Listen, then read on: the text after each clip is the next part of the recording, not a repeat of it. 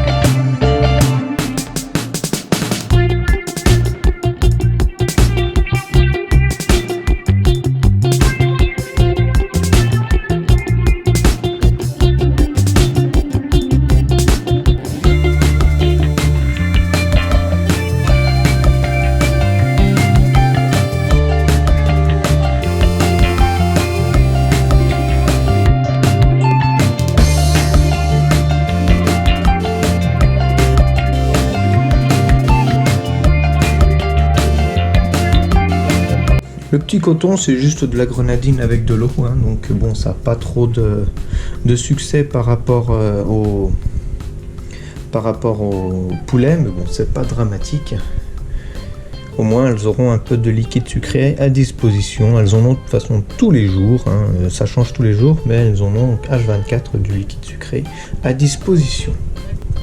Donc comme vous pouvez le voir, hein, les escargots se sont vraiment bien multipliés. Là, j'en ai 2-3 par-ci par-là. Donc c'est vraiment top. Là, vous pouvez pas le voir, mais j'ai des minuscules escargots parce que j'ai quand même des naissances. J'arrête pas d'avoir des naissances et tout. C'est vraiment quelque chose de super bien. Je pense quand même rajouter un petit peu de plantes dans cet aquarium car bon, il fait un peu vide et peut-être une petite branche également. Ça pourrait être vraiment fort sympathique comme disposition, et puis peut-être que je mettrai des crevettes, voire des petits néons à l'intérieur, comme ça me pourra manger les cadavres de fourmis, même si j'ai l'impression que là on peut remarquer il y en a pas tant que ça, parce que je pense que les escargots doivent s'en occuper. Donc j'hésite vraiment à laisser comme ça ou à rajouter des poissons, ça ferait quand même vivre un petit peu l'aquarium, mais je sais pas. Donc n'hésitez pas à me dire dans les commentaires ce que vous en pensez. Donc voilà, alors j'espère que cette vidéo vous aura plu. J'ai plus qu'à vous dire à la prochaine pour une future vidéo. Ciao tout le monde!